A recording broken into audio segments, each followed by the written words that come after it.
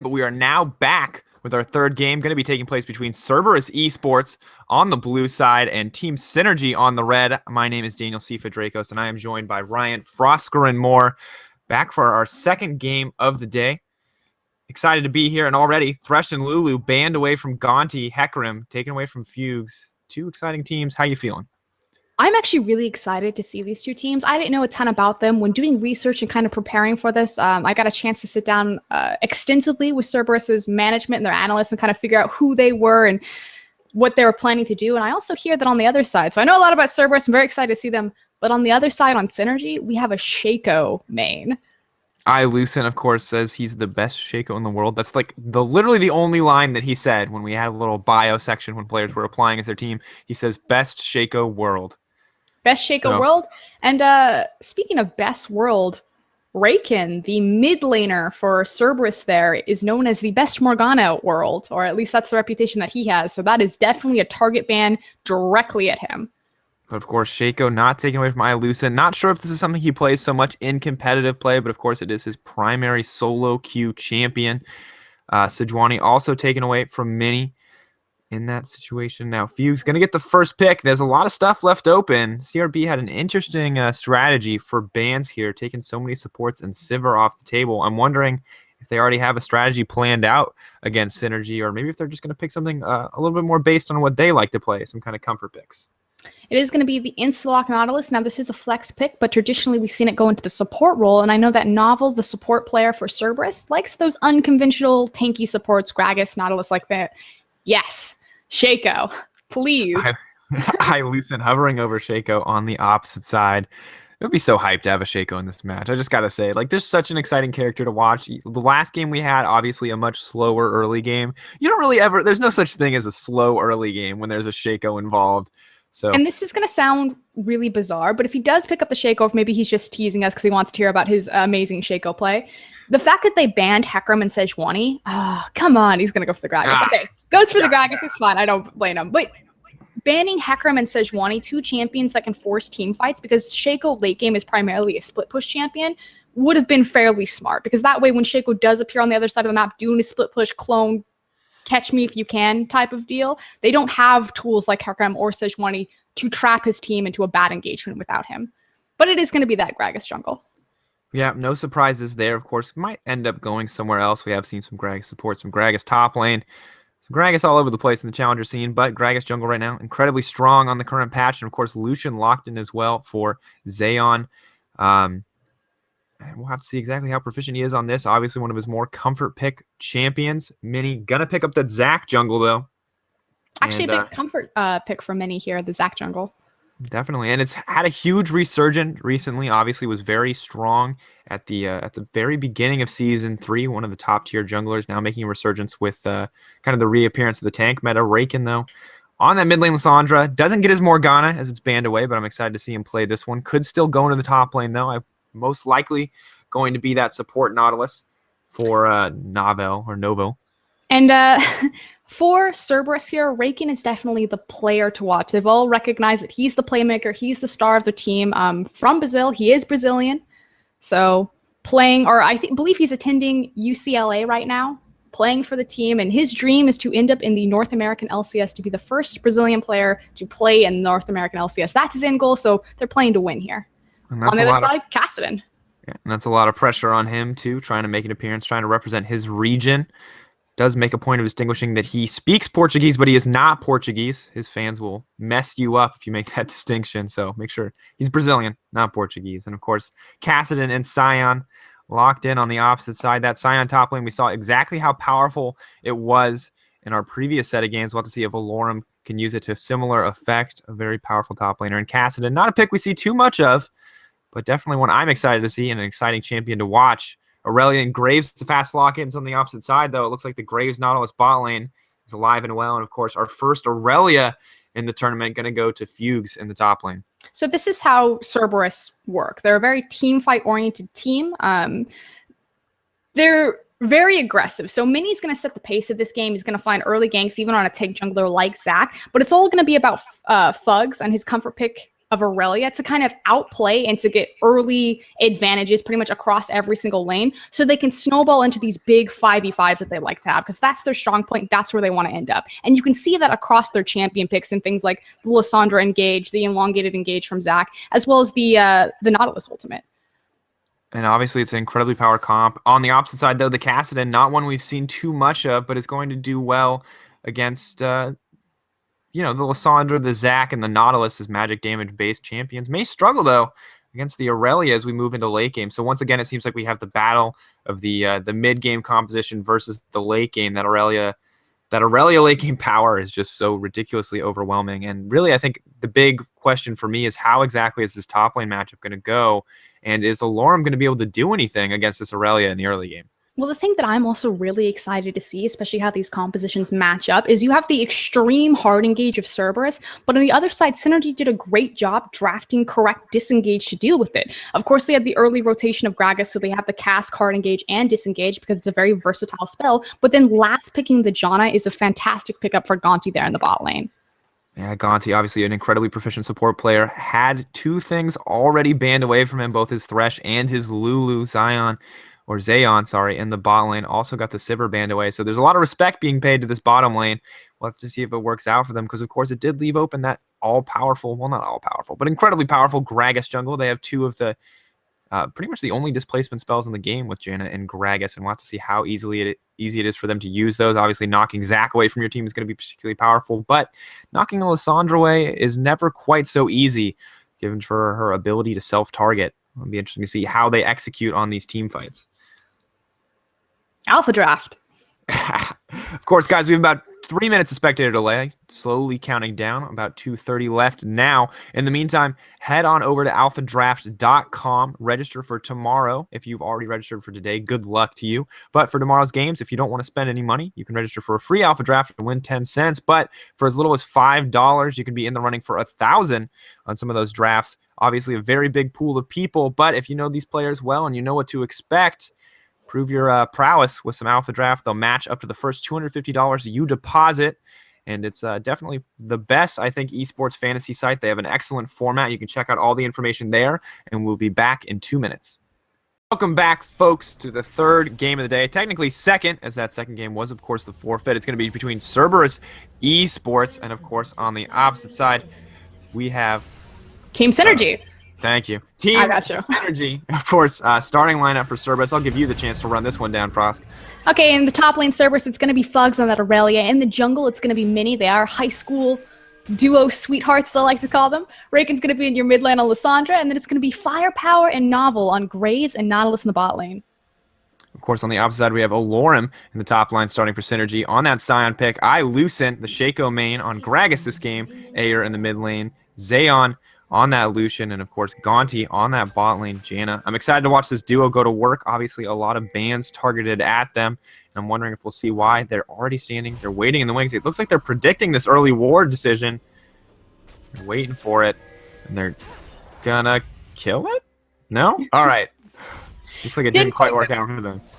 So both teams walked in. They set up wards for a standard lane swap scenario. On the other side, we did see Fugs and Minnie step forward to make sure that they got the counter ward. So pretty even vision across the board. We'll see how these teams use it now. We do have Zayon, not Gonti, however, walking up to the top side. Maybe change his mind. Check him for the lane swap. There you go. He's gone bottom.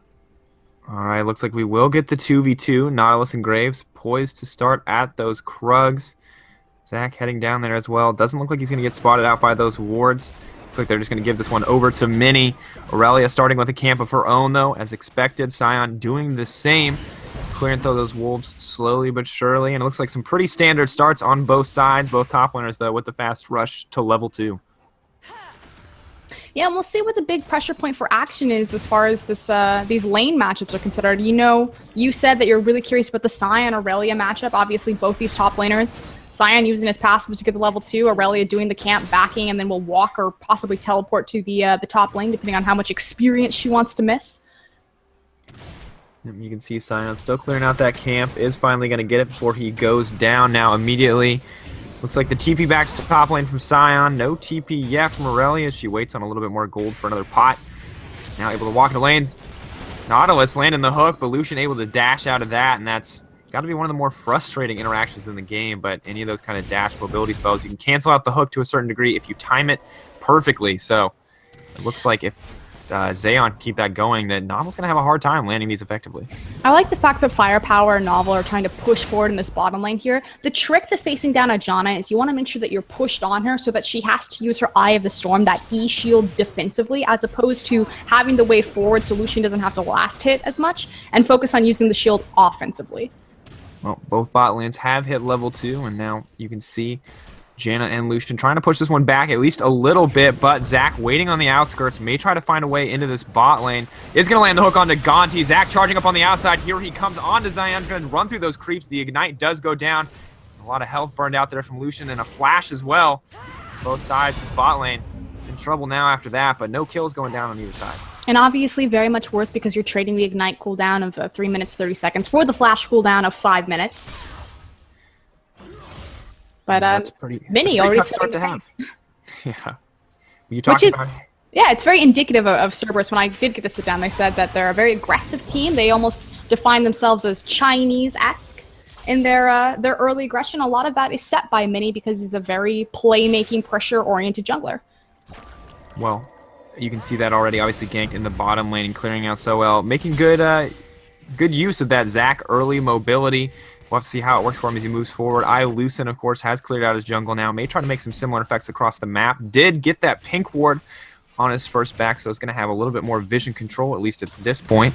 But already, Mini headed up to the top side of the map. We might see a gank on Sion, too. Looks like just going to clear out the Scuttle Crab, though.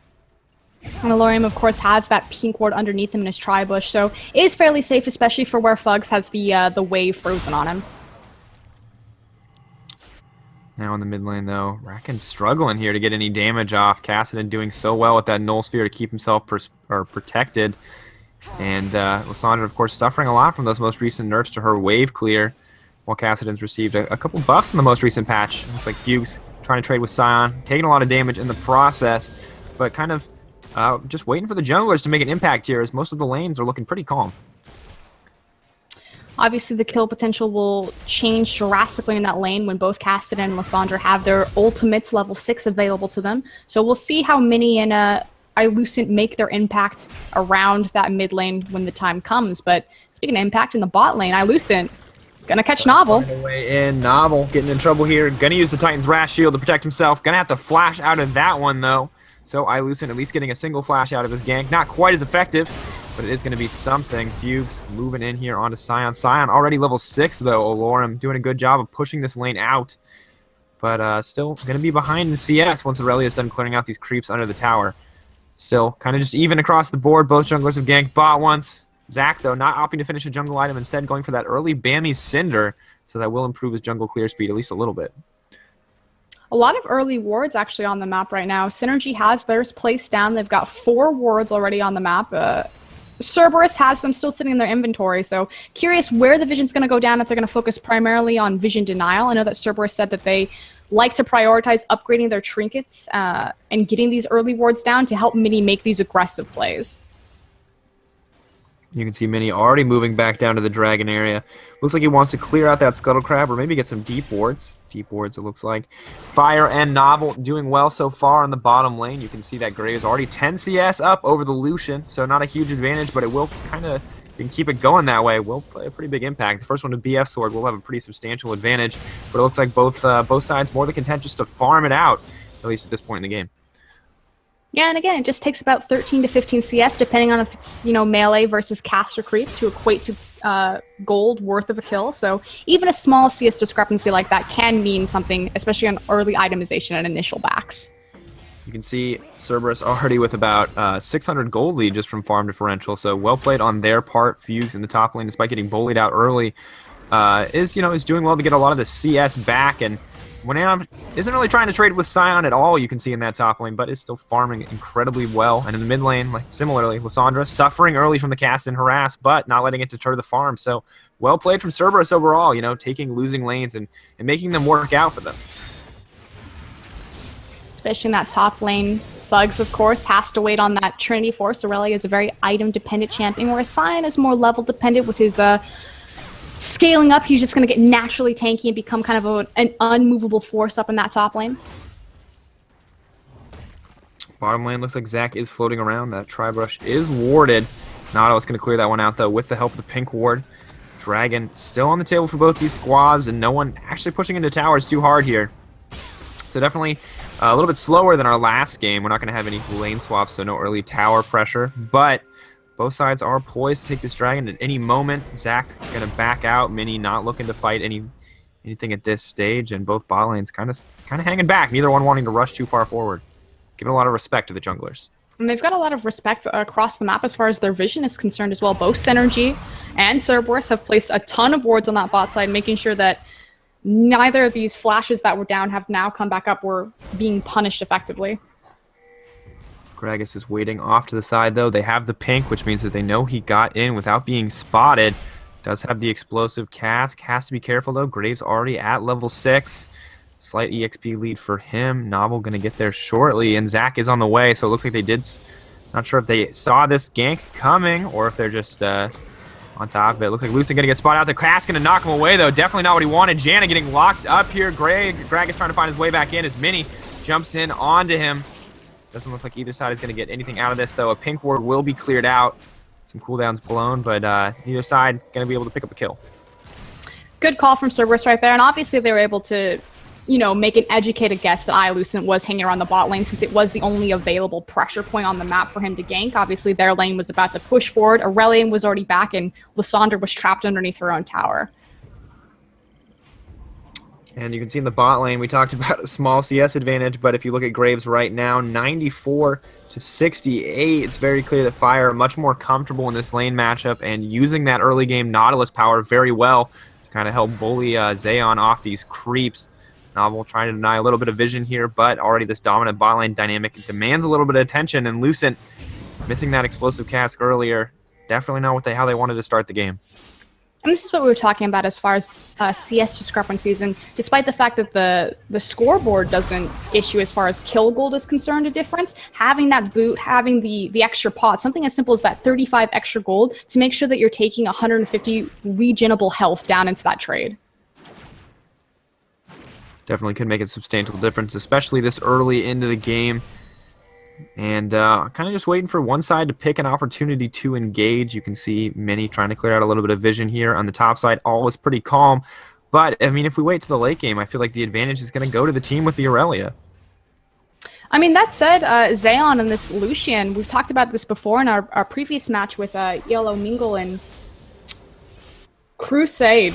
I did not just call them Crusade.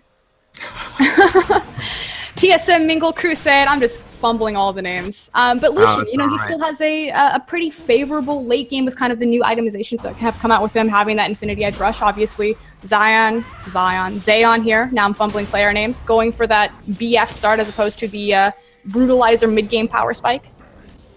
And it will do well for him. I mean, we talked about he may not scale as well as a traditional hyper carry, but will probably scale better than the Graves just due to how much damage you can put out with that double tap passive, the Light Slinger. And Fire now pushing into this bot lane, though, continuing to ramp up this CS advantage. 25 creeps in his favor. So, you know, finishing that IE early is a pretty substantial power fight spike, even for a caster such as Graves. And Fuchs in the top lane, though, slowly but surely gaining confidence in these trades. You saw him dropping low early. Now it looks like he can sustain pretty dang well. And we talked about how all of the CS were pretty even across the board. We're now starting to see Cerberus edge out slightly ahead of SYNRGY, pretty much across every single lane. Yeah, and already, I mean, a 1K gold lead built entirely out of farm. The confidence from these players is just insane. And even in the jungle, you know, a small lead for Zach, but 4 creeps in the jungle is a pretty substantial difference. Single camp equaling about 100 gold. Zayon getting engaged on. Gonna have to dash out of that one, but neither side taking too much damage. Staggering blow, not locking down Lucian for long enough for there to be any real follow-up. And we talked about the great warding from pretty much both teams. I will say that SYNRGY has done a better job as far as their coverage with the wards. The issue, however, although, hold on, Zayon getting engaged on. Zayon getting engaged on indeed, but no follow-up there. He's going to get dropped down to about half health with a single combo. The coverage with SYNRGY's wards, the issue is that it didn't equate to any sort of kill gold. So you spent all of this gold in effectively a game that they already have a deficit, and you didn't get anything out of it by taking a kill or making a pick. So that's a bit of an issue for SYNRGY right now.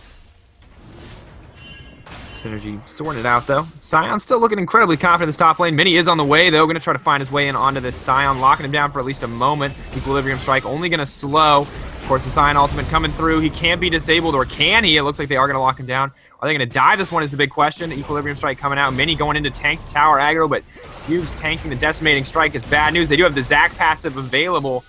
Things looking to be going wrong. They are at least going to get first blood, but it's going to get traded back, and it looks like it would be a double kill for SYN in exchange, as well as their team able to pick up the dragon. Despite that, though, the turret trade goes back, and a 2K gold advantage still going over Cerberus eSports, but a huge mishap in that top lane. Okay, so now the question is who came out on top, but hold on a second, because Novel looking for an engagement. Okay, everyone's fine. Who came out on top? So in the top lane, you did give a double kill over to Alorium, but you trade a tower, which of course gives you the global gold. They pick up the Scaling Dragon, 6% AD, 6% AP. Again, it's not too useful in this early game, but it will become more useful 20, 30 minutes down the line. Initially, I'm going to have to give it to the tower just because, again, it's that global gold that you're sharing across the map versus the fact that SYN got ahead. And unless SYN uses this extra 2 kills that he just picked up on the top lane, either through a teleport or through a global SYN gank, possibly on the mid or even on the bottom lane, that lead is pretty much just going to stay up there isolated for SYNRGY. And looks like Novel yet again trying to find these engages, but only able to harass here. The Janna doing a good job of protecting Zayon. And Zayon, of course, able to dash effortlessly out of that one. Mini going to secure his own red buff. And, of course, now with Dragon gone, there's not a whole lot of reason for these teams to fight. But the bot lane is getting a little bit of attention at least, as Graves and Nautilus are continuing to push this one in. Fugues still doing fine here in the top lane, at maybe a disadvantage. Opted to go with the Berserker's Greaves, interestingly enough. Maybe just wanting to trade a little bit better with the SYN early on. I mean, the attack speed is going to help him shred and tick down on Alorium a little bit more because it's going to synergize with the true damage attack speed on his W. Able to get more procs off. Now in the bot lane, interestingly enough, Lucian has finished his Infinity Edge first. Graves, of course, though, has a lot of money in the bank, about 1,200 gold. Easily going to be able to go and finish that one up, as well as some Tier 2 boosts by the time he backs. So we'll have a small advantage, but nothing too crazy down here in the bot lane, as the top lane remains a farm fest. Neither one really able to trade efficiently with the other. And it looks like we do have a brief pause coming out, potentially some connection issues for one of the players.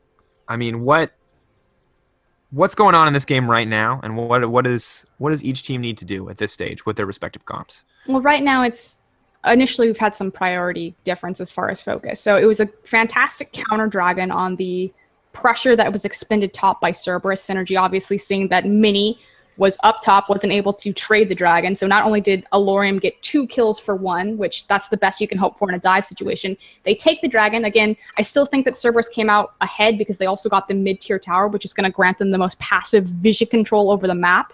Obviously, because it's the mid, it allows your creep wave to get down there deeper on that side, and it's going to give them the global gold. But it's only on a timer. And what I mean by that is, again, it's the 6% AD and AP buff that first dragon is going to give you. And as soon as that starts kicking in, where it compensates, because every stat value has a gold value attached to it. So as soon as that stat that's attached to the dragon equates the gold value globally of taking down the tower, then we're going to see the shift of power. It'll be interesting to see exactly how that affects the game. Obviously, only 15 minutes in now, 1-2 the scoreline, 23.2 to 20.8. A pretty substantial advantage this early on for Cerberus eSports. They already proved themselves to be quite confident when it comes to farming and laning. Yet we've pretty much yet to see any major kind of team fight. The sloppy dive in the top lane, though, does not exactly instill confidence into this lineup. Hasn't cost them too much. The thing that's a little bit concerning for SYNRGY is that they're very soon going to lose their bottom tower. I mean, consistently, Firepower and Novel have been pushed in on Zayon and Gonti there in the bot lane, just chipping away at it. They already have the advantage of map control in the mid lane because mid-tier tower's down. If they get control of the bot side as well, there's no way for Team SYNRGY to utilize their first initial dragon buff to make sure that they're consistently getting the second rotation and spawn of dragon if they lose pressure in both of those lanes. It's much harder to approach that if you have to constantly be worried about your minion waves in mid and bottom. All right, it looks like we are going to resume the game here in a second. Everything appears to be sorted out there. And now turret's going to go down, and Mini's already engaged over here onto Gonti. Novel flashing in with the depth charge. Fuze immediately going crazy as if the pause was just waiting for this action. Fire getting aggressive down on the bottom side as well. And it looks like there's 4 members of Cerberus on this side of the map. They may try to go for this tier 2 here.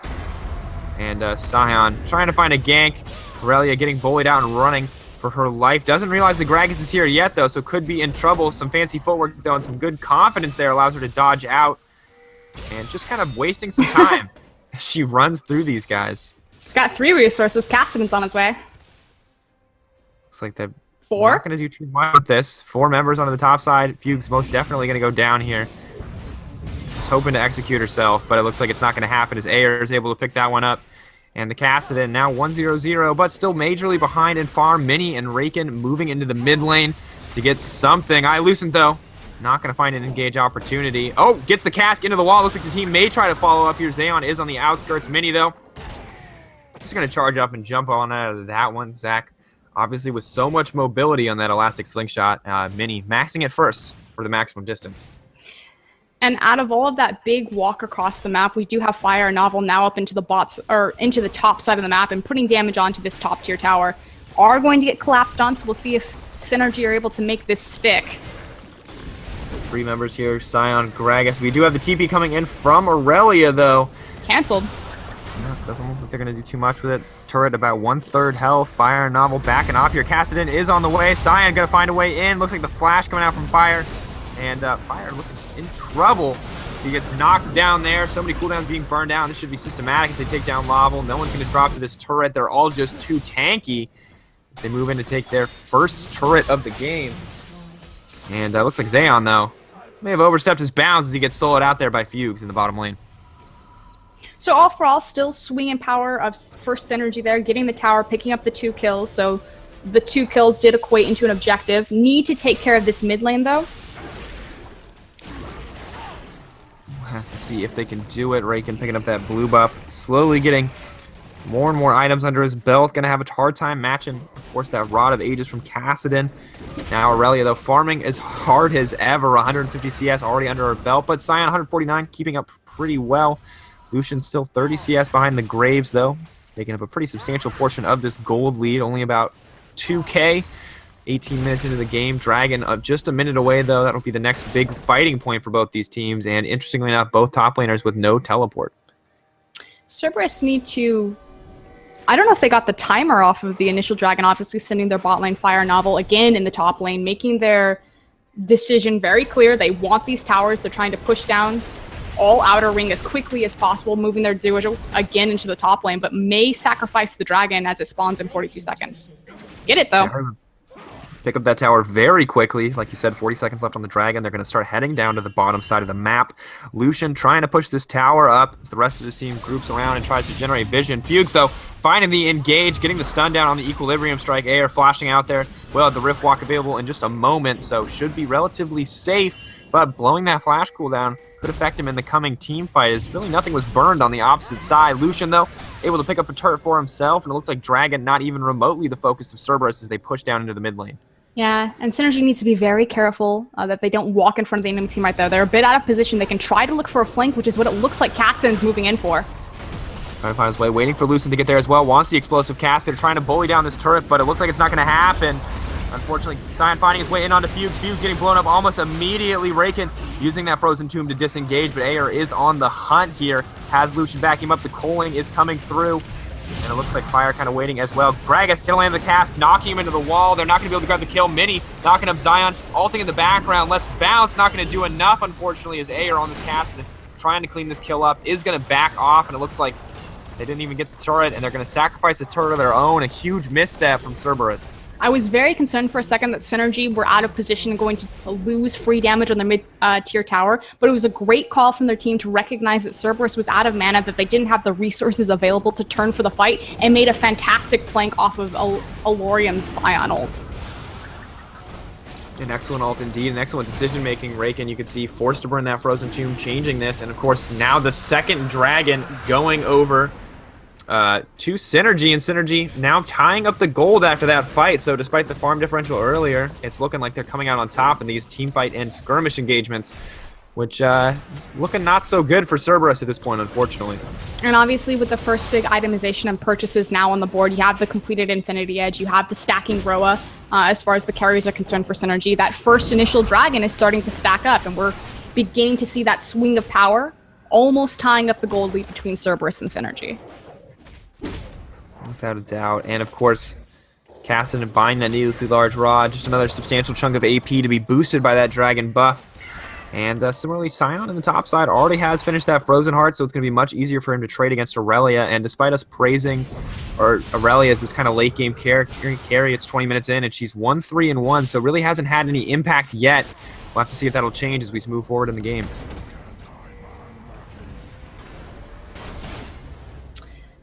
Things should start to slow down, especially because there's no, although I say that as Gonti is actually in a lot of trouble, forced to flash.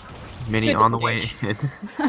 So many cooldowns burned, so many people flying at that Janna, but one flash, that's all she had to burn to save her life in that situation, so good choice. It's going to say things are going to start to slow down a little bit. There's no big objective like the Dragon to force these teams into 5v5 engagements. They can look to see if they want to stack their items, though it seems like either are pretty intent to smash their faces against each other, as we're starting to see a lot of early grouping.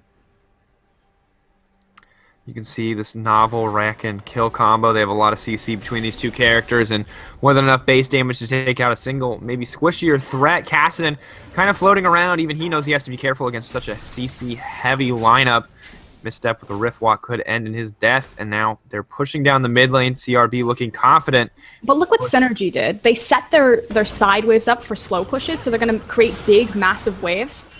And now we're trying to get in for the flank. Oh, not going to throw the cast. Here comes Cyanol. Coming from behind. He lands right onto the Nautilus. Going to land the Decimating Smash on two. Just so tanky. But Depth Charge going to be used, trying to disengage here. It looks like neither side going to find a solid opportunity to re-engage Air. Waiting on the outskirts, ready to Rift Walk in at a moment's notice. Had the Force Pulse charged. We'll have it charged again shortly as he burned it there to clear out the waves. But it looks like, you know, earlier in the game, Synergy may have been playing a little bit scared. But after that last one team fight, they're looking significantly more confident. And you can see that as they continuously step forward here. And they've created multiple pressure points on the map. Again, the side lanes are pushing against Cerberus. They need to go respond to them. So they've created this very short window of time that Cerberus have to push this mid lane, effectively saving their mid-tier tower despite how low it is. So great wave management and preparation from Synergy there. Synergy continuing to look confident despite maybe some early game mistakes, of course. Zayon getting soloed out in the bottom lane, never what you want to see early on, but Aurelia has finished that Trinity Force, so it's going to be a little bit more powerful. And of course, Graves going to get a pretty gigantic wave here in the bottom lane. Already finished the Phantom Dance, they're going to start working on his next major item, but Lucian, interestingly enough, has opted to go with the Brutalizer. So looking for a little bit more early power in that build. Maybe we'll see the Youmuu's Ghostblade coming out for him. No boots yet either. Who needs boots? Or is it going to go? No, what is he scared of? He's got distance. He's got a Janna. Janna gives him all the movement speed he needs, right? Exactly. Both teams responding their waves, clearing out the jungle, just taking the free gold, as well as you see Gonsi here, clearing out some vision. And it looks like kind of just calm across the board. Neither team really looking for an engage. As you said earlier, there's not really any catalyst to force a fight outside of Dragon. Obviously, mid lane, we did see that engage, but neither team really weren't willing to burn too many cooldowns. Only a Scion ult traded there, and Scion already has that one up again, so not too much loss. Mini going to try to clear out the Scuttle Crab. And, of course, Synergy protecting their pink wards here in this jungle, or in the river, sorry, trying to ensure vision control, and Lucian clearing out the wave in top lane, but looks like Cerberus is at it again, trying to push in this mid wave tower. They sincerely want this mid lane, and minion wave stacking up slowly but surely. Well, naturally, again, if they get the mid-tier towers, it offers them the most vision control and map control, because your creep wave can get farther down the tower, which means the enemy team, or excuse me, farther down the lane, which means the enemy team has to respond to it. There they go, they got it. Get that one, gonna have to dash out of there. Scion immediately ulting, hitting two, Fire locked down, or Fugues locked down, Fire in the back, auto-attacking as much as possible. Frozen Tomb used onto the Cassidy, but the Zanya's Hourglass stopping any follow-up. Fugues knocked away by that explosive cast. Lucian, though, going to be able to get in there, get that last auto attack. Drinking his way to success in that one. 2-7 now the kill score. And CRB still in a gold lead, but it looks like Mini may go down here. Going to try to elastic slingshot out of this one. He's going to make it away to safety. Lucent and the rest of the team, though, in hot pursuit. maybe. I think it's going to take them for a wild ride here. Look at Zach's so tiny when he's low. Look at him go. Will he get the execute? Does he have Cell Division? He does. That's unfortunate. So not only the laugh spam, the disrespect. So not only did he not get the execute and he feeds the kill over to iLucent there, but he also loses his ultimate, or excuse me, his passive, the Cell Division, for the upcoming dragon fight that's about to spawn in 20 seconds, which his death timer doesn't really favor. So a little bit of a misstep there from Cerberus. Definitely, they keep getting caught out like this, and this is not how they wanted to play. Maybe a little bit of early nerves in this game. You can see clearly that Raken out-farming the Kassadin by a wide margin, but not really having any advantage because Kassadin has so many kills and has been able to do so much more for the team. It is a fairly big issue that at 26 minutes in the game, especially for your big star mid laner, your Brazilian import, if you will, being 0-0-0 on a power pick like Lissandra. Well, that's the pick that's supposed to make plays, and we haven't really seen that yet. Mostly using that ultimate to disengage and appeal for his team. Fire, similarly, a strong player, not having the impact that he needed to. Did deny the enemy bottom lane for a while, but at this stage in the game, Lucian on a pretty comparable level. Now Dragon, the next huge objective. Mini does make it despite that death timer. But it looks like once again, they're just waiting for another opportunity to engage here. It's to SYNRGY's advantage not to fight this and just to wait for this massive top wave to push onto that tower. If they just dance, they don't have to do the dragon, they just need to stop Cerberus from doing it and just wait for a free tower. Looks like they might even do that as they move into this jungle. Try to find something. Lucian getting engaged on, does have the cask available, is going to get locked down. You wanted Lissandra to make a play, and there it is as they blow through the team. Lucian and Gragas taken out. A are trying to find his way out. Mini flashing into him, trying to keep him locked down as much as possible. Riftlock will be available shortly. Nautilus trying to predict. He does get the staggering blow. The kill going over to Mini, and that's a phenomenal play, getting them 3 kills for none, and giving them yet another 1K and gold advantage. Something that is strong for Cerberus is that when they do pull the trigger, they pull it hard, recognizing that, hey, we can't wait around for these waves to push down, and we don't want to start the dragon fight and have the team flank us when we're taking dragon damage. So they decide to send Raken in and get him on the board.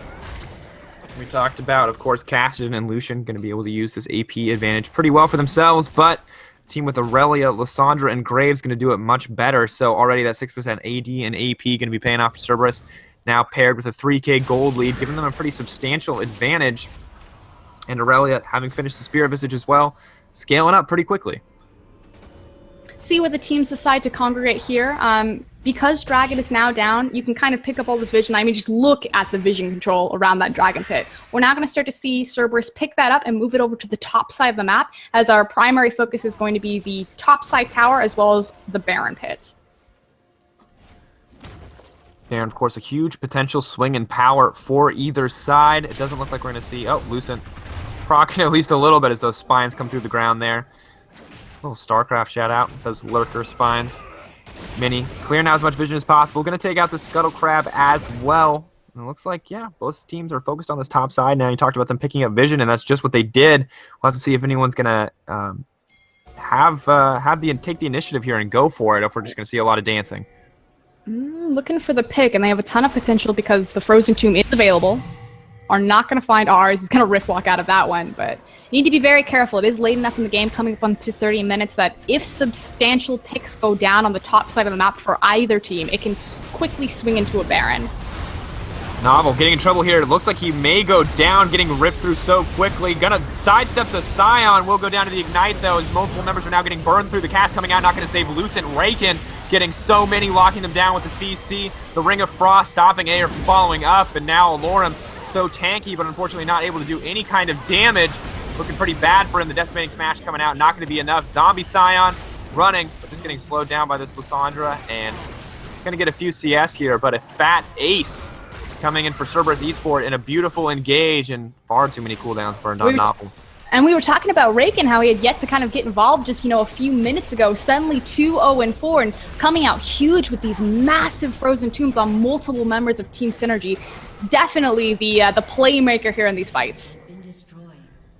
And that's just a beautiful play. Once again, it's just those kind of engages, and you can see how well they turn things around. We saw them and it was It was beautifully set up too. I mean, just look at the vision control. They make sure they move into an area, they get complete vision control, they look for the pick, they take the team fight.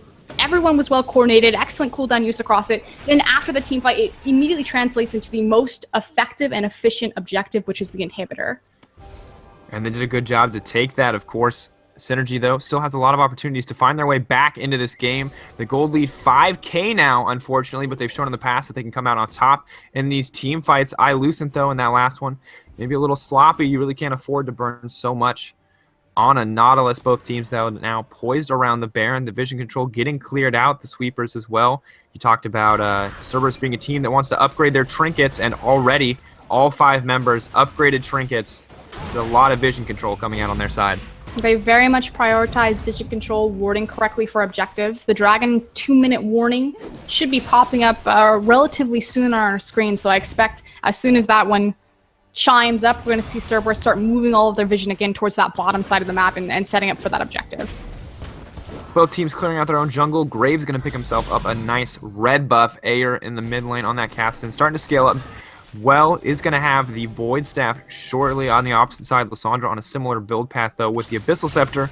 It's going to be a lot tankier. Aurelia, kind of the constant late-game scaling threat now with a Giant's Belt, in addition to a Glacial Shroud. So she's clearly benefiting from these extended team fights, and it's starting to swing in the favor of Cerberus more and more. They pretty consistently had a gold lead, but finally showing their team fight prowess is giving them their small gold advantage from farm even more hold as they get one from kills, too.